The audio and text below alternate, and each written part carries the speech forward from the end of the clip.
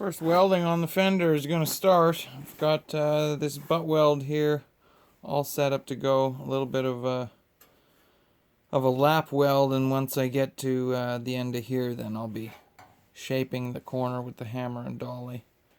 Anyways, just thought I'd give you a little peek at it before I get going. And that's your peek.